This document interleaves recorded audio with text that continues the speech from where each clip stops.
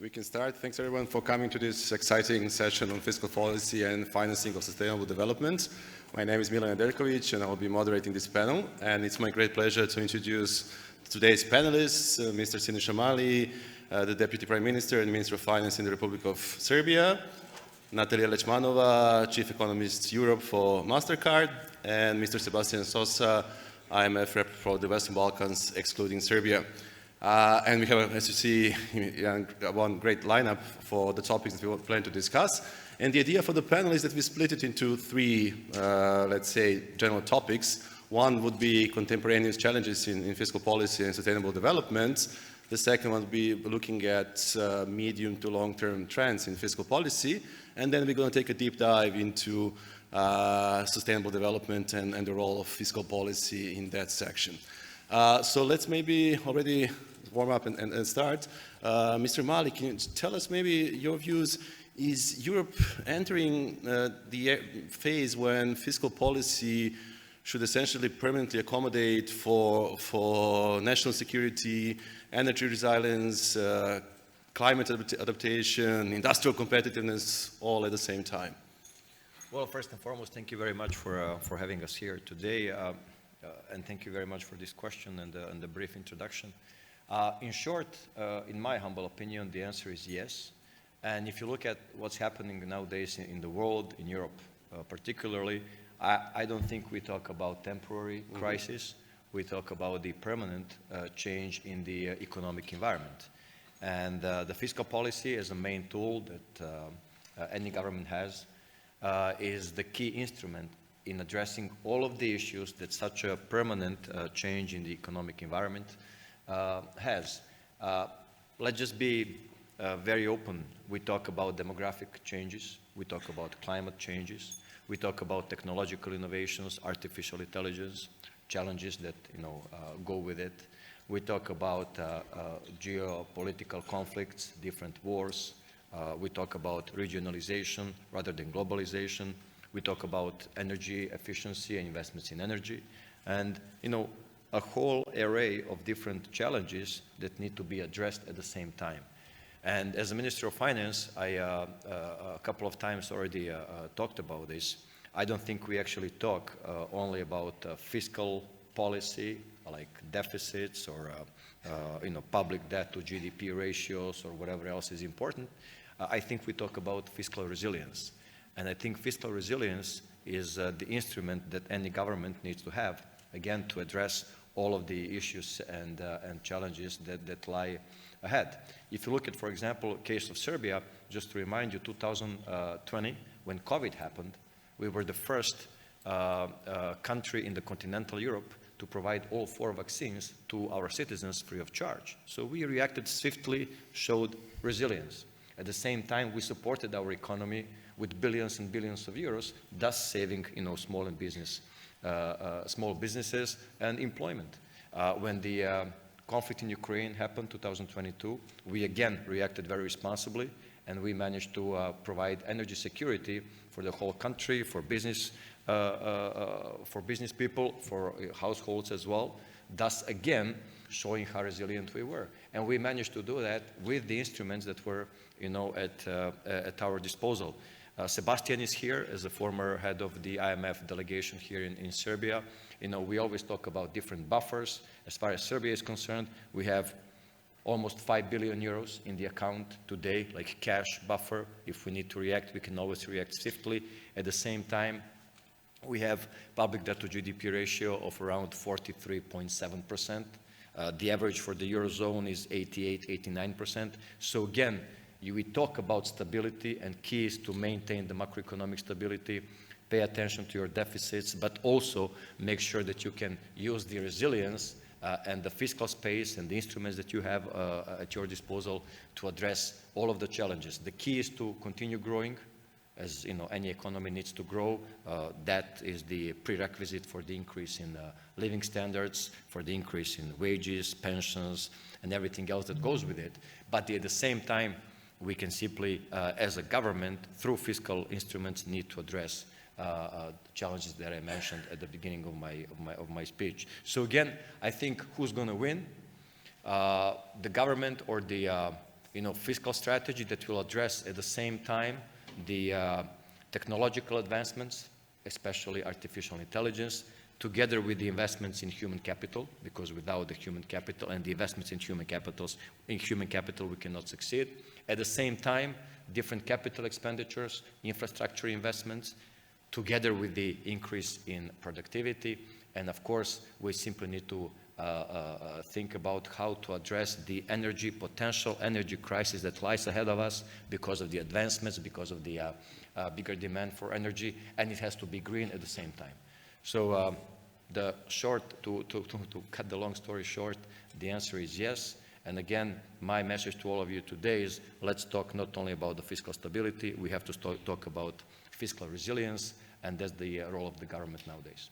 Mm-hmm. We'll come back to that afterwards. Maybe Sebastian, you can follow up on this. So what do you see, what fiscal policy can do to react to the type of energy price shock that we witnessed in the first quarter of this year? And what type of measures can they implement to support households and firms in such scenarios?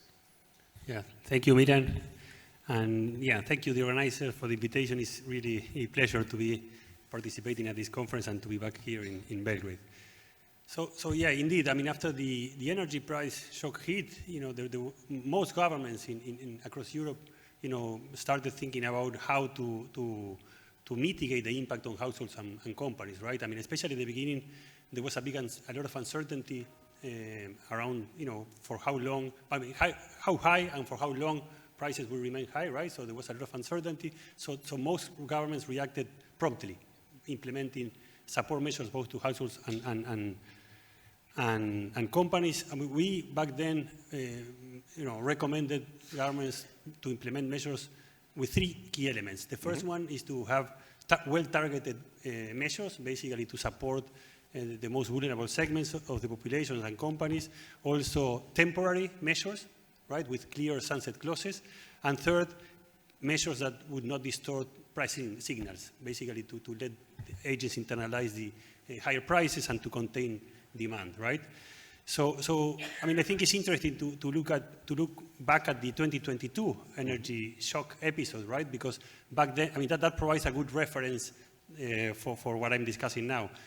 Back then, across Europe, I'm talking both about Western Europe, and also Central, Eastern, and Southeastern Europe, 75% of the measures implemented were either not targeted or price distorting. And these measures amounted to roughly 2.5% of GDP. So quite costly from a fiscal point of view. And we did an exercise estimating how much it would cost to actually provide direct support to the lowest 30%, I mean, of the income distributions. Households in the lowest 30% of the income distribution, basically fully compensating them from the impact of the shock, and that would have costed 0.9% of GDP. So that's it. It would have costed 1/3 of the actual cost.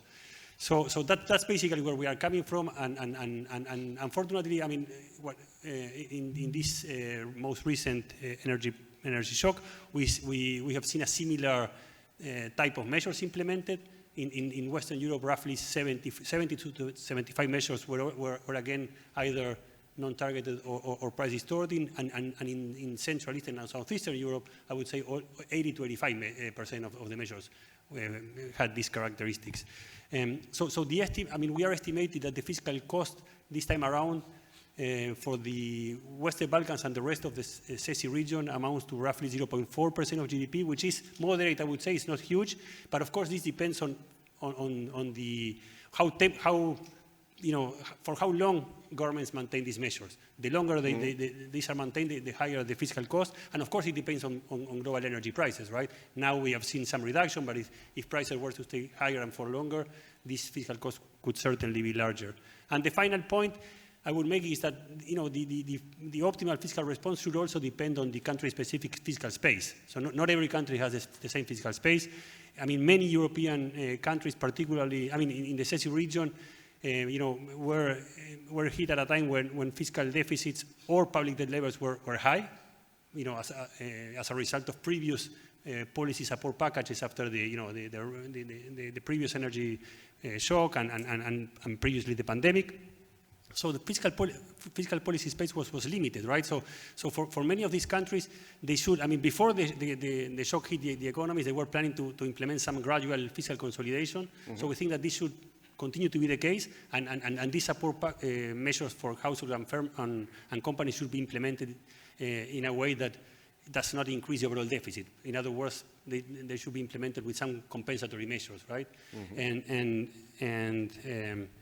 Yeah, and even from a cyclical point of view, in some countries, stimulating demand might not be the right choice when you have close output gaps and pressures on inflation coming from the energy shock. An expansionary fiscal policy which would make central banks' job even more difficult. Yeah, we will have tomorrow's central bank panel as well, so it is a very important topic of... May I just add? Yeah, please. May I just add something to what Sebastian said? I mean, let's just ask ourselves what was the alternative at that time, or what would be the alternative in case of big crisis? If you come back to 2020, 2022, then, I mean, the governments, they needed to react. And as you probably already know, we have the IMF agreement. We have had it for 14 years now. And the good thing about Serbia was that we had enough buffers, Sebastian, as you know. Yeah. So basically, cash in the account, low public debt to GDP, plus positive growth, which enabled us to react very aggressively, very, very aggressively. But irrespective of that, just ask yourself at that time, what would be the cost of not taking any actions? Energy prices go up. Who suffers the most? Small and medium-sized enterprises. You start having the unemployment problem. The question is when, if ever, those SMEs would come back to the market. And then it would be like a long-lasting crisis, probably would cost you even more. So I just want to point out one very simple thing. When the crisis comes, when there is a problem, in my humble opinion, you simply need to react, use your reserves, because long-term, probably the cost of not doing anything is probably higher or irreversible. And from that perspective, I think we did a great job. At the same time, thinking about the stability, keeping the public debt to GDP low, and as well trying to contribute to the growth. But I guess we'll talk about it later on. I apologize, Sebastian, for just stepping in. But I just wanted to say that being a member of the government, when you see the problem, people suffer, businesses suffer. You just need to step in and react. No, that's a fair point, Minister. And yes, so I was not necessarily referring specifically to Serbia, but to other countries, right? You're right that Serbia over the last 10 years has built strong fiscal buffers, right? I remember that 10, 15 years ago, public debt ratios were over 60, 65% of GDP. 79%. 70. Now we are below 45%. So that's why you want to have fiscal buffers in place, right? Precisely to support households and firms when the economy is hit by a shock. But other countries in the region, both in the Western Balkans and more broadly in the CESI region, still have relatively higher public debt levels in the order of 60% of GDP. I don't know, in some neighboring countries like Montenegro, Macedonia still have high levels of public debt to GDP. And also, I know that it's hard to implement targeted measures, but there are a few, not many, but some examples of countries that were able to implement this. And typically this relies on existing strong social assistance schemes that base support in means-tested schemes, right? So basically what these countries did was basically provide cash transfer to the lower end of the income distribution precisely to shield this household from the shock. Yeah, thank you. Okay, let's just also move to Natalia as well. So we are witnessing a period of increasing global geopolitical tensions, and having seen this, what can we expect in terms of how important is sustainability at all at this moment? Can you just give us your views on this? So we used to think about sustainable growth as growth, try to go for growth as high as possible while balancing the responsibilities for maintaining environmental and social standards. So that definition has clearly expanded in the last few years as we've been through so much geopolitical fragmentation, so many unexpected shocks, many of them, and really back to your point about fiscal policy, if you think back and think about the pandemic, the war in Ukraine or the war in Middle East that triggered the last two energy shocks, the tariffs, all of these are the tail risks that used to be inconceivable, and now they're happening in a quick succession back to back, and really changing the definition of what it means to grow sustainably. And in my view, it's really similar to what Mr. Mali was referring to early on. That definition has expanded to ensuring that you can continue to grow in this fragmented, shockful world. And how do you do that? You build resilience. You build resilience of your supply chains. You build resilience against being cut off from an important market, whether it's your destination export market or whether it's a market from where you get important inputs to keep your economy running. And the way countries and firms as well, private sector as well, have been doing that is that they're building, in a way, redundancy in the system. They're stockpiling resources. They are diversifying their supplies away from not just what's most cost-effective, what's efficient, what gives you the greatest economies of scale, but really that something that ensures that you have access to what you need when there is another shock. And so, of course, that is all costly. Well, for the private sector, it means it's an environment that's less predictable because the rules keep changing. It's no longer the type of world that we were accustomed to that was very rules-based. It's much more transactional, and that's difficult for companies to navigate. But at the same time, it presents a lot of opportunities. There's a lot of investment going on as a result of building that redundancy. Some of it, of course, can lead to inefficiency. A lot of the capital could be misallocated in this context. So definitely there's a trade-off between building that resilience in the system, ensuring that growth stability in this uncertain world, but it comes at the expense of, what we used to really treasure, the free markets that are now perhaps more under threat as a result of risk management and different considerations that are equally important as much as pursuing shareholder value and lowest cost of production and economies of scale were in the previous era. So sustainable development just means a lot more than just balancing growth against environmental and social standards these days. Thanks very much. Let's maybe move to long-term and medium-term panels and trends, and let's continue with you, Natalia. And the guys also at the panel already mentioned some of the things related to fiscal policy. So what do you also see as kind of changes recently in fiscal policy trends? Have there been any changes, and if there have been, what is for you the most important ones or the most common ones that you see? So a lot is being asked of fiscal policy, and really building on the wonderful conversation we had about the response to the energy shock. Fiscal policy has traditionally been a counter-cyclical tool, helping us weather through the shocks. But it's increasingly becoming a strategic tool to build that productive capacity, to build that, to make supply chains resilient, to stockpile and have these extra resources. And all that requires a lot more fiscal spending, or a lot more spending, whether you get it from the private sector, and we can get to that, where should the balance lie, but definitely there's a lot of pressure on the governments to be able to deliver on all these objectives, to build in those strategic costs. At the time, as Mr. Sosa was saying, when a lot of the governments, not Serbian government at the moment, but a lot of the European governments are facing those fiscal pressures where debt ratios are the highest they've been since World War in a lot of economies around Europe, in the United States. And so fiscal policy has to be smarter because the demands are rising. It's a lot of competing investments, declining the demographical trends, aging populations, which are very costly, on the back of all the economic security issues we are discussing here, the reconfiguring of the supply chains, energy security, etc. So the money has to come from somewhere. And there are a few ways to do that. And again, I'm interested in both of you from the public sector perspective, but I think what's the take? But I see it really as three angles. One is we have to get smarter about spending, back to your targeted fiscal spending. Famously, Angela Merkel during the Eurozone crisis used to say, Europe is 7% of global population, a quarter of global GDP, and 50% of global social spending. That hasn't really changed much. So clearly, there has to be a shift to prioritize the spending on these longer term goals.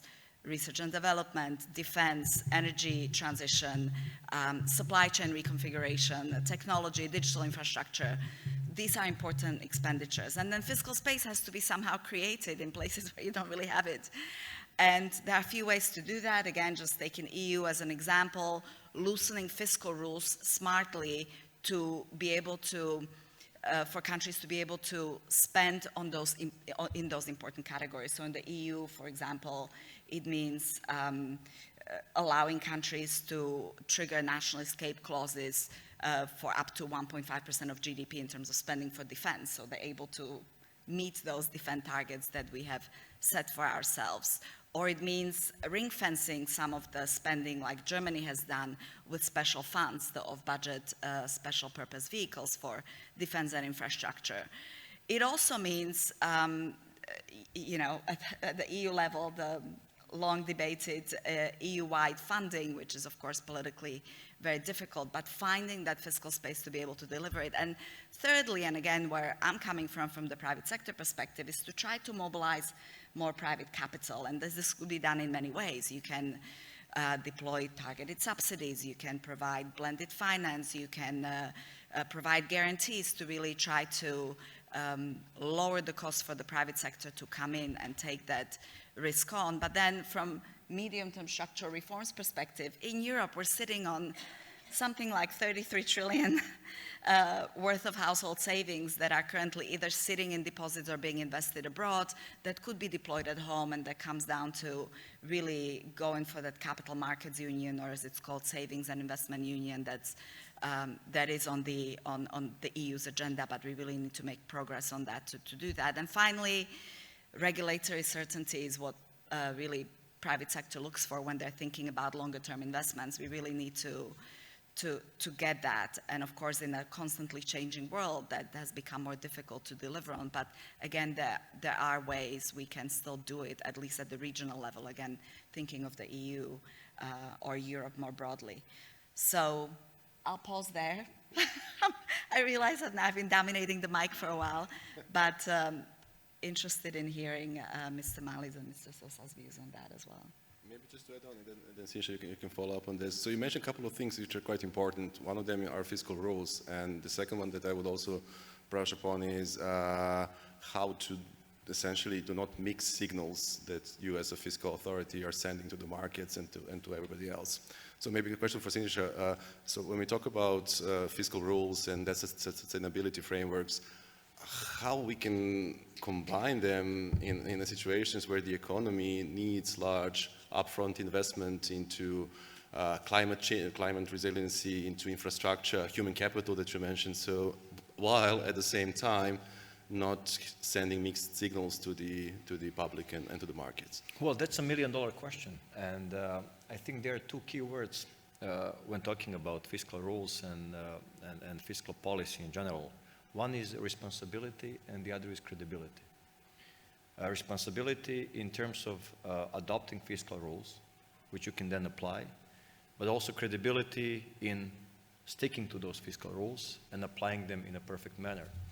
And dear Natalia, I beg to differ in terms of the loosening fiscal rules, because loosening fiscal rules at one point in time, temporary, because of a temporary crisis, you know, I'm okay with it. I understand it needs to happen. But I think that unfortunately, loosening fiscal rules have become a rule pretty much, and they have continued to be loosened for a long time, thus bringing especially Western economies to the, in the position they have a high level of deficits, high public debt to GDP ratio, at the same time, very low growth rates. And it's an equation with three unknowns, which is very difficult to solve, at least in the short run. Again, in the political environment, when you always have constant pressure, social networks, you know, different elections, etc., etc. So I strongly believe in fiscal rules. We have adopted very strict fiscal rules based on the guidance from the IMF. And as far as we are concerned, we are really trying to stick to those. Again, being responsible to the citizens of the Republic of Serbia on one hand side, on the other hand side, building credibility with an investment community. Because let me just remind you, the moment we adopted those fiscal rules, and when the markets saw that we are implementing them and sticking to them, we got the investment grade credit rating. And I'm not saying that this is the only reason, I'm just saying that that was a piece of a puzzle that we needed to add to the overall picture of Serbia as an investment grade credit rating country that really has a very responsible and leads very responsible fiscal policy. There is one question though, which I would like to raise right now. When you talk about fiscal policy instruments, fiscal rules, for you who do not know this, there are rules, number of those rules, wages to GDP, pensions to GDP, public debt to GDP, growth rates, this or that. But let's talk about deficit for a second. So deficit, like a major instrument where everybody tries to see what is your deficit level, how do you stand, etc. Let's say it's 2 or 3 or 4%. It's not about comparing the level of deficits. It's about the quality of those deficits. Because if you're investing excess amount of money into current consumption, that's a problem. But if you're investing in capital expenditures, if you're investing in infrastructure, if you're investing in innovation, if you're investing in energy security, in climate change, then it's a different story. And I think we should make a very strict distinction between the two. At this moment, Serbia is investing 6.7% of its GDP into capital expenditures. Last year was 7.4. 12, 13, 14 years ago was around 2.5 or 3%. And still, our deficit never exceeds 3%, which is the level of deficit that enables us to continuously decrease public debt to GDP ratio. So I think this is the key thing. And just to finish with two figures, for you guys who do not know this, since 1945, so end of the World War II, to 2012, in Serbia, we built during that time 593 kilometers of highways and motorways, 593. From 2012 till today, we built 650 kilometers of both highways and motorways. Huge investments in infrastructure, thus increasing the quality of infrastructure, making Serbia more attractive, together with the reforms that we are pursuing, making it more competitive, inflow of FDIs coming in, lowering the unemployment rate, thus enabling the continuous growth. And all of that, of course, the coordination with the monetary policy is key, but still, in my humble opinion, the anchor and the key instrument for this is the fiscal policy, and that's why I like to have fiscal rules in place that really show the responsibility and also the credibility towards the investment community. Thank you. Thanks, Nisha. Sebastian, maybe to follow up on this. So what do you see? Sebastian knows more about this than anyone here. What do you see as, let's maybe not focus on Serbia immediately, what do you see as the main medium-term or to long-term challenges for fiscal policy in Europe, and maybe especially in the CESC? And what is your opinion how the countries from the Western Balkans, or if you want to also focus on Serbia, can solve them and at the same time provide financing for sustainability development?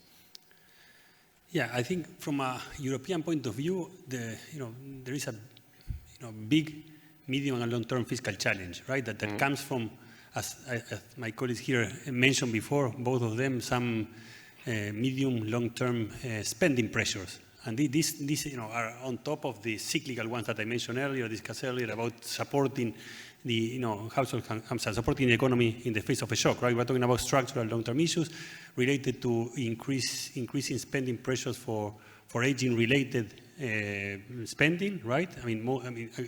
Aging is an issue across Europe, so pressures for pension spending, but also long-term and healthcare spending are going to be increasing over the medium term. And there's also, increased demand for defense spending, including in many countries because of the requirements for those countries that are members of NATO. There is a requirement to increase defense spending, and of course there's the pressures on spending related to the energy transition, which can also be sizable. Our estimates at the IMF on the medium-term fiscal cost of this could amount to between 4.5% of GDP and 5.5% of GDP over the next 10 years. I mean, depending on 4.5 in Western Europe, 5.5 in Central Eastern and Southeastern Europe. What does this mean? I mean, because we are, again, as I mentioned in my previous intervention, for many countries, the starting position is one in which public debt levels are at relatively high level, right? So this means that with no action, right, with passive policies, we would see public debt ratios increasing from an average of 60% of GDP in Europe to 130 by 2040, which are clearly, I mean, levels that are clearly not sustainable, right? So the challenge is how to make sure that public debt could be put in a sustainable path over the medium term. And here, just talking about traditional fiscal consolidation is clearly not enough. I mean, the minister would agree that implementing the required consolidation, given this magnitudes, would be politically impossible. We would be talking about, let's say, fiscal consolidation in the order of 1 percentage point per year over 5 years, which is something that has not been seen in countries across Europe. So the answer is yes, for countries with high levels of public debt, they should implement some moderate, gradual, medium-term fiscal consolidation, but necessarily there should be implementing reforms to boost productivity and long-term growth, right? And in a way that they can also generate public revenues over the medium term. That's critical. And in the EU, this is related to the need to reforms to deepen in the single market. I mean, Natalia mentioned some of those, right? I mean, advancing on the savings investment union, also fully integrating energy markets, but also, eliminating all the intra-regional trade barriers that are still quite sizable, right? So pushing ahead reforms in these areas can definitely boost productivity and growth, and this will be critical to address these medium-term fiscal pressures. There's always a comparison with the US, right? When you look at long-term growth prospects in Europe, and the main gap is driven by productivity gaps. So the challenge is to boost productivity growth in the region. And in the Western Balkans, I mean, you mentioned, Milan, you asked about the Western Balkans. I think they will face similar pressures from these spending items that I mentioned earlier, right? Climate transition, aging. I mean, in the Western Balkans, in addition to the aging issue, there is also a pressure from immigration. Right? This means that, when you look at working age population projections are quite sobering. So we see declining working age populations in most of the region, which puts additional pressures on pension systems in the medium term. So also for the region, this is important, especially again for countries that start from a high debt to GDP levels, right? And here again, the answer is, gradual fiscal consolidation in some cases, but also reforms to boost productivity and potential growth. I mean, I would say that for the Western Balkans and Moldova, the EU accession process can be a great opportunity, right? Mm-hmm. So we have done some analysis at the IMF estimating the gains from accession in previous candidate accession countries, and this can be very large. I mean, we estimated this income, GDP per capita gains at roughly 30% over 10 years after accession, but also these gains are not automatic, right? So to make the most out of this process, it's important to implement some reforms to boost productivity. So this is sort of the bottom line of this analysis. Usually the way we think about these gains, you could think about benefits from joining the single market, benefits from accessing EU funds, but also the benefits from implementing domestic structural reforms that would boost productivity. And increasing productivity is what would actually leverage the benefits from the other two components. Yeah. And I think what we have all been saying is really about this being smart about how those precious fiscal resources are spent. So really, I think that reallocation of resources towards that productive investment, now that you have to make it anyways, really thinking about how can I do it so it boosts my longer term growth, and then with stronger growth, it kind of helps solve that fiscal puzzle as well longer term is really, from the fiscal policy perspective, the important thing, and I think there's still not enough of that prioritization happening in many European countries. There's a lot of firefighting. It's normal with the political cycles that we tend to have, instead of really thinking longer term. And this is really, how do we design policy so we build in those longer term fiscal incentives into the calculation instead of thinking more short term. If I can add to that, fully agree that, I think the minister made the same point about the importance of the composition of fiscal spending, right? I fully agree with that. And going back to the sources of fiscal spending pressures over the medium term, in the Western Balkans, there are still large infrastructure gaps on top of the other areas that I mentioned earlier, right? So Serbia has been doing very well in this area with higher level of public investment.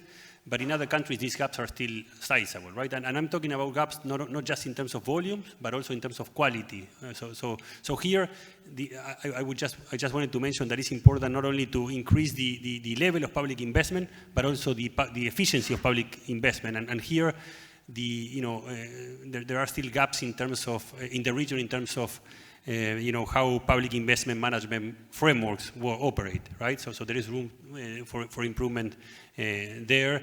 I'm talking about, how, projects are appraised, selected, and implemented, right? So there is a study conducted by colleagues from the Fiscal Affairs Department at IMF that show that, up to 1/4 of public investment, done in the Western Balkan countries and Moldova over the last 15 years is lost to some inefficiencies in this PIM system. So there is great potential here for maximizing the gains. And here I would also add that crowding in the private sector is critical. I mean, I don't think the public sector alone would be able to provide all the financing that is needed. So I fully agree with previous points by my co-panelists here about the need to crowd in. And finally, I think I would also emphasize the need to, in the context of this discussion about the composition of public spending, emphasis and supporting, spending to boost, skills and human capital is critical, and also supporting innovation, right? I mean, still, if you look at research and development and innovation rates in the Western Balkans is still relatively low compared to the average of the CESI region. So supporting here, but of course, it's easier said than done. Fiscal space is limited, so this necessarily means containing other type of spending, current spending, as the minister mentioned. But I also see some space for increasing revenue mobilization in the Western Balkans. Right, so there is still room in some countries at least to improve tax administration, to reduce tax efficiency collection. So that's also there are also some opportunities there in terms of revenue collection. Thank you. Okay, and maybe let's use the last 15 minutes before we go open the floor for questions for deep diving into sustainable development. Maybe Sebastian, just to follow up on this quickly. So you mentioned a couple of things, and maybe just to focus on 3-4 the most important ones. What you see where fiscal policy can really support inclusive and sustainable growth in the Western Balkans. Well, I mentioned some of these elements, right? The composition part. So, but let me also not forget something that is sometimes overlooked, which is the importance of maintaining macro fiscal stability. I mean, we cannot take that for granted, right? And this is not, of course, sufficient, but it's definitely a necessary condition for supporting long-term inclusive growth. And again, Serbia is a good example, right? I mean, now when we talk about public debt ratios of under 45% of GDP, it's in a much better position for implementing, pro-growth fiscal policies than where these ratios were at 70%. So that's the first thing. And this, to a large extent, implies having strong fiscal institutions and strong fiscal frameworks, and in particular, strong and credible transparent fiscal rules, as the minister also mentioned, right? This is also critical. And it's very important not only to boost investor confidence and also to make sure that, sovereign yields are reduced and therefore cost of borrowing can can be lower. So this is important. Yeah, and then I don't want to repeat. I mean, again, the composition part is critical. Supporting public investment or making sure there is room for public investment, especially focusing on the efficiency, looking at making sure there is room for spending in innovation, skills, human capital, and I would say if we are talking about inclusive growth, I would also add that it's important to strengthen social assistance schemes, which are in some countries in the region are still not really targeting those that need it the most, need the support the most. Mm-hmm. And Natalia, you mentioned already a couple of minutes ago about the need for private sector. And what do you see to be the main challenges, but also at the same time opportunities for the private sector in fostering, again, sustainable development? So the challenges in the current environment for the private sector is really that lack of productivity, the increased cost of doing business, having to run this parallel system where you're no longer making decisions based on, as I said, the lowest cost of production, but you're risk managing a lot, and that redundancy inevitably comes with higher costs. Cost of capital is rising, both because of these demands for capital that we have mentioned, because of these number of the transitions that are being financed, whether we're talking technological or geopolitical reshuffling, rerouting of the supply chains or energy transitions or AI, even private sector competing for the limited capital, and potentially inflationary. We don't know yet, again, how all the factors that can pull in different directions come in, but certainly, at least in a short term, increased demand for energy, for example, is can increase inflation. And then other considerations that companies have to navigate, the fear of losing access to markets or to your inputs, or pressures to establish presence in certain markets where you are doing business, et cetera, et cetera. So in general, costs and this lack of visibility longer term when making investment decisions, which may make businesses more hesitant to invest.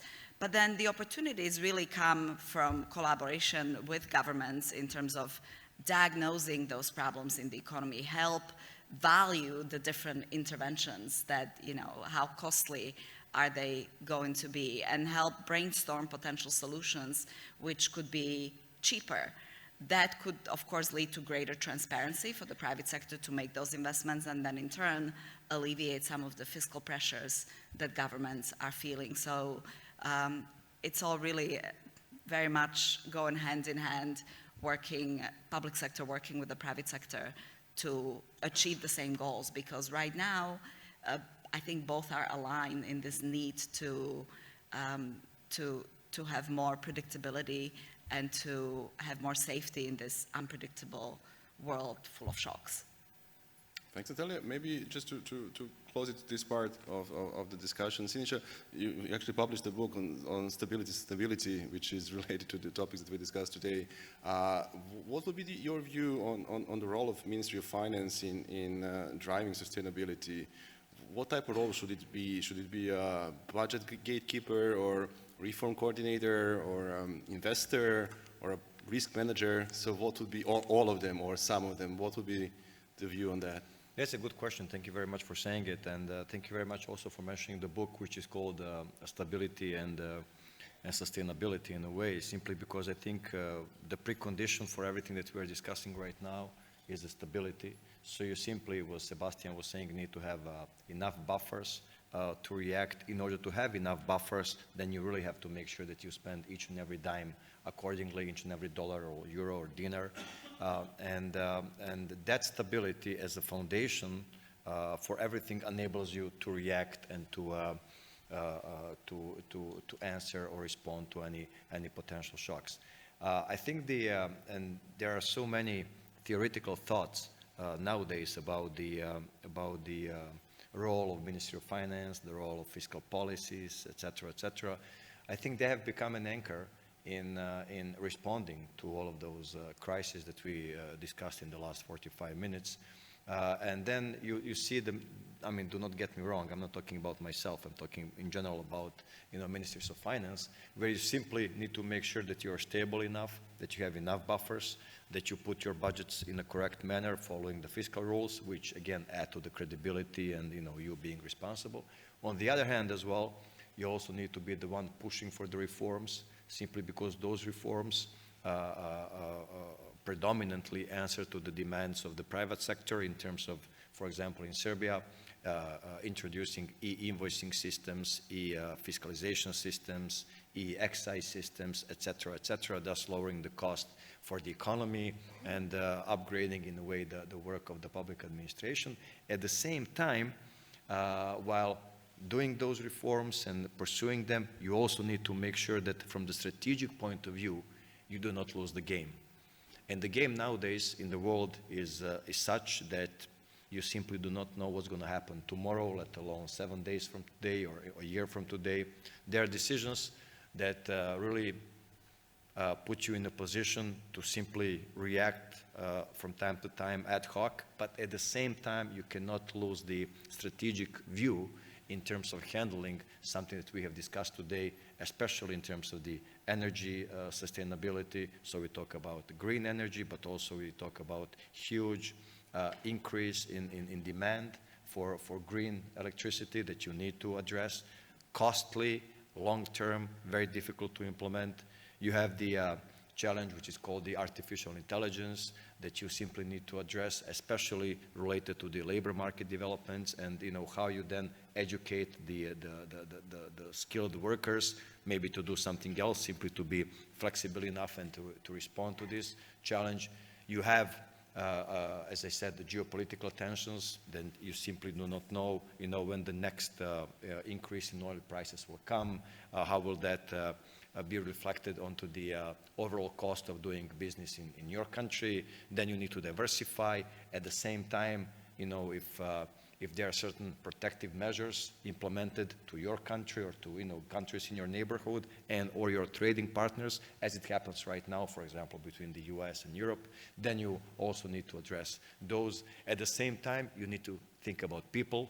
So don't forget, we're all here, as far as politics is concerned, to think about their living standards, increase in real wages, in pensions, in minimal wage as well, at the same time enabling enough employment for them, investment in education as well. So those are the things that, really challenging, and you have to coordinate pretty much all of them. And when I speak with my different ministers of finance, they pretty much face the same challenge, and then it's actually whether you're successful or not, you see the results.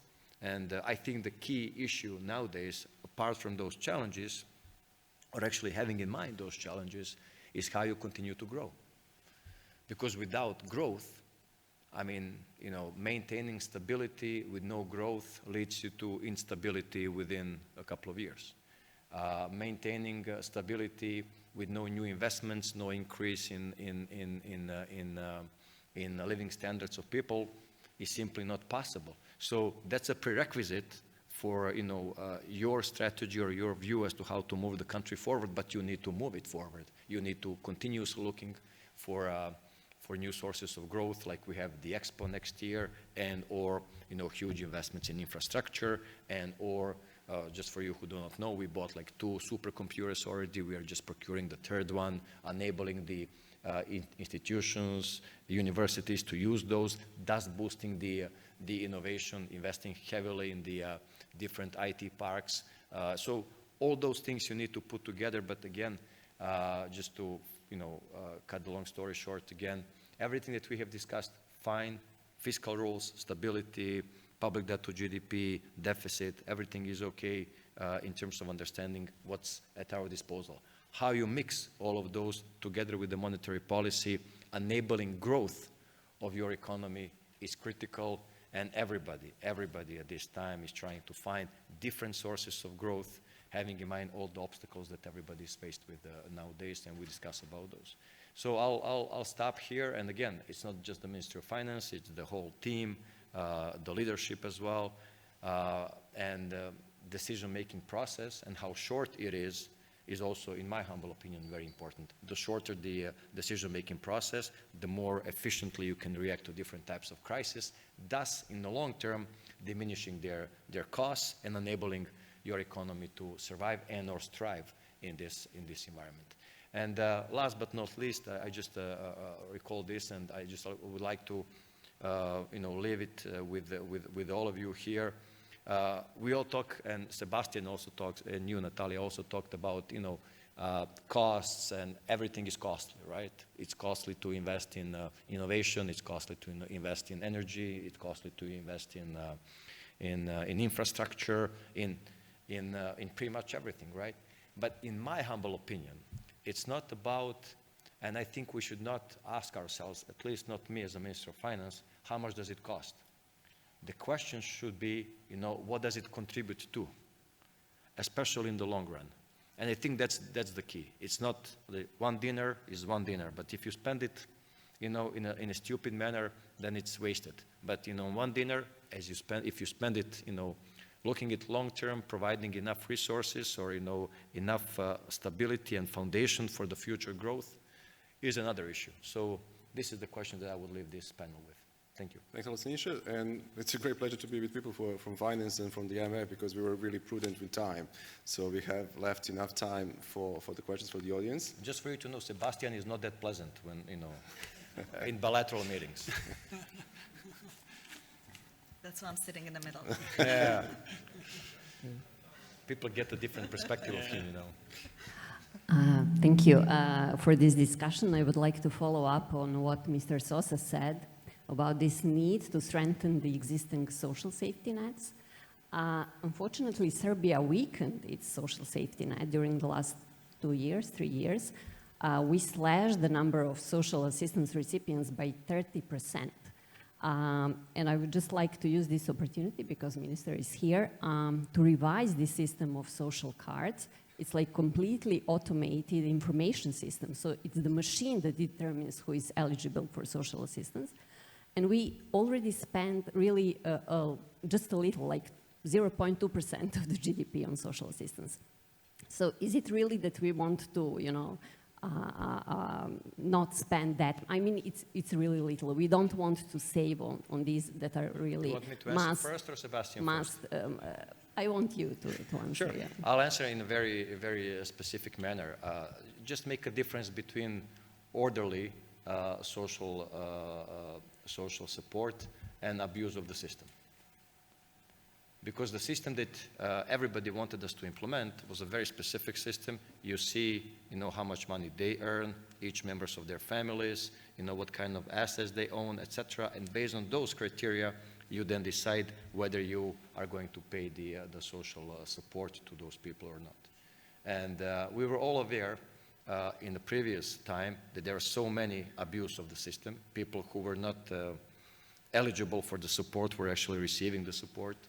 Now with this system, I think at least it's open book. It's by the book. The criteria are clear, and basically based on those criteria, you pay the contributions or the support. If we need to change the criteria, that's another issue. But I'm always for the order rather than disorder. Not make subjective decisions in terms of whether someone needs the support or not, but let's just see objectively whether they deserve it or not. That's my answer to your question.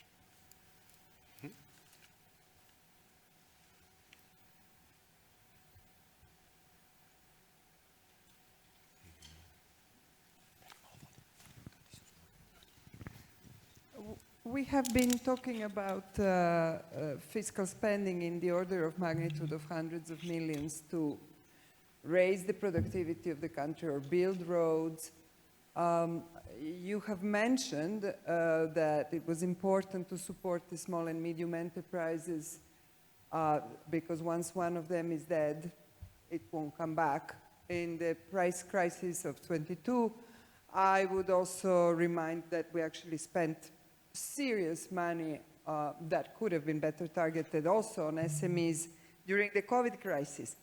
So it really puzzles me, and this is an opportunity when I can ask the Minister of Finance, Why won't Serbia set aside, not spend, set aside 10 million euro in its a budget line to support the Export Support Agency, Export Finance and Guarantee Agency, AOFI, for SME exporters to receive, to move closer to the levels that are absolutely standard in all the countries that they compete with. Serbia's SMEs, when they finally get the size and the sort of product that requires support of more, that requires credit guarantees of more than, insurance of more than 2 years, they can't get it. Those are few companies. I'll agree with you that it would be a measure that doesn't support massively SMEs, but it supports the ones that have a chance to actually really grow. It cannot be abused because banks are not going to give them credit, and they would not have an export contract if they were not good. So we're just putting them at a disadvantage, and we won't set aside a couple million euros in the budget to strengthen our office guarantee fund. I don't understand why. Corey, thank you very much for your question. Again, you know, hearing you is like hearing Dejan, the head of AOFI, because he keeps saying the same thing to me all over again. And I think 2 or 3 years ago, we did increase capital of AOFI. And I think the request from them is exactly 10 million euro additional amount of financing, which we promised to do in the supplementary budget that we expect to have in September.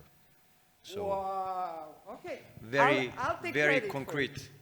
No, I think it's No, but very, the I important think, thing, Corey, I'll tell hold on. I think it's very important that you asked because, you know, AOFI has a very, very important role, not fully used at the moment, and I agree with you. Maybe there are certain criteria that they need to change, but they have proven to be very important for the boost in the exports that Serbia has experienced in the last couple of years, especially for small and medium-sized enterprises, which cannot get the guarantees, bank, you know, support and everything else. So you knock on the open door here. But in the meantime, companies have been sold because they would be undercut by 30% with prices Listen, you by other cannot do I just, everything. and let me finish. Yes, sir. The real problem is that it's not enough to increase its capital. It is necessary to have Serbia's state capital because AOFI is not state guaranteed. But Just Serbia, so to make clear, I'm just mentioning to make sure that you really do something that will Serbia's help them. state capital is with AOFI as an institution. I'm not privy nor Yeah, okay, inclined to that's have fine like a then. separate guarantee fund. I'm not going to do it. No, with Especially AOFI as having an in mind institution. the abuses from the previous period. So what I want to do, I want to support and strengthen the institution, which needs to then contribute to the increase of capacity for the small and medium-sized enterprises in terms of their exports. So that I'm willing to do, and nothing more than that. And we will, you know, continuously, support this agency as we have so far. And let's maybe just, because we are running out of time, maybe last question, and then Nicola, maybe you can take the last question, and then we are closing this panel. Of course, for any other questions, people are happy to, during the lunch break, to Nicola keep asking questions all the time. Thank you very much. Actually, Good questions.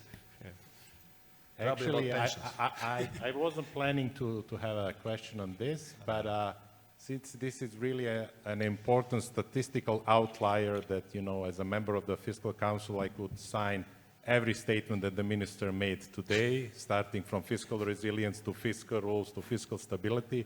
My dear professor, just, you know, just make notes and remember this. So I have a question that I don't have an answer to, and I wanted to share with you whether fiscal resilience and fiscal stability will be enough, in the sense that we see that most of the, with the major exception of Germany, most of the countries in Europe are not basically fiscally prudent or responsible. Montenegro is basically an example of fiscal imprudence over the years. I think deficit of Montenegro grew to 4% last year, and it's most likely going to keep growing. But still, because Montenegro is successfully dealing with this geopolitical risk and moving ahead as a most likely next member of the EU, they're able to get away with it.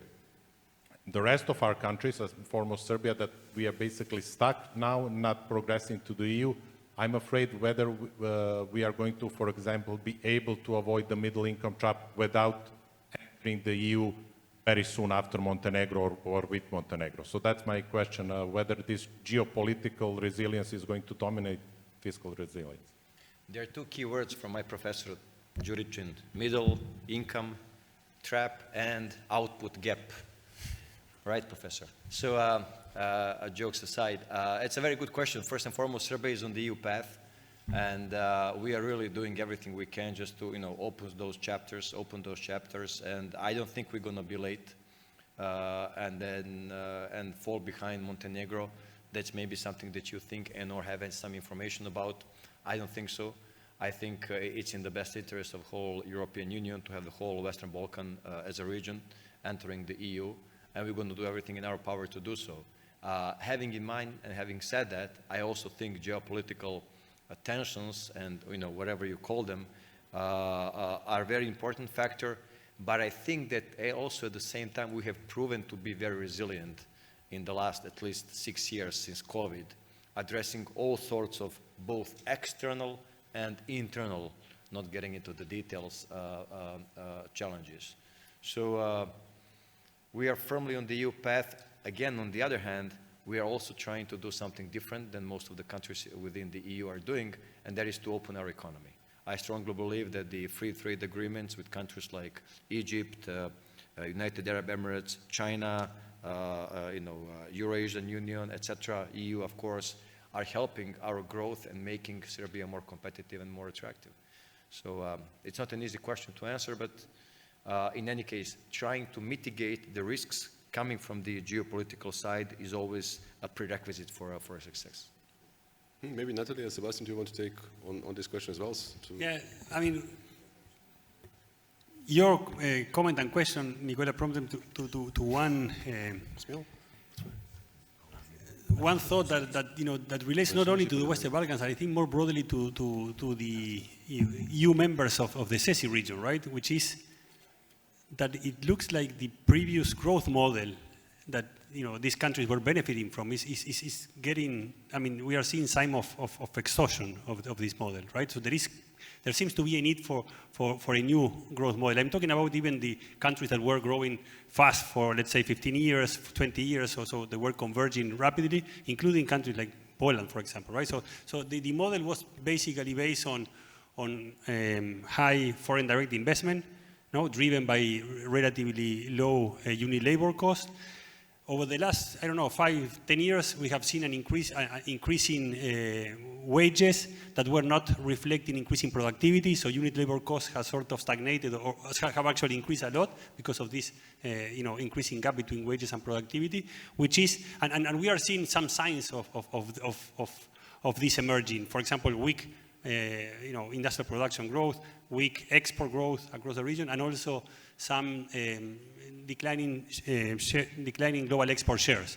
I'm talking about in general, right? There might be exceptions, but that's in general. So clearly that there seems to be a need to move to a new growth model that is more based on innovation and moving into higher value-added sectors, right? And here, there are some good examples in the region about, IT sectors, services that are sort of growing. So probably more, we should be supporting more of these sectors, but yeah.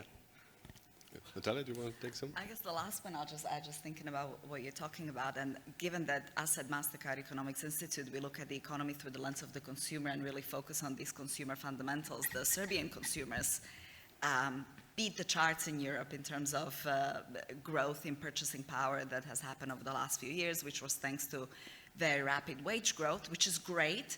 But I think it's important, back to your point on innovation, that this wage growth keeps up with productivity so that Serbia maintains competitiveness to take advantage of the trends in the global economy and to maintain openness and actually benefit from this openness. Okay, thank you one more time, guys, for the very enjoyable conversation. And thanks everyone for participating in this panel.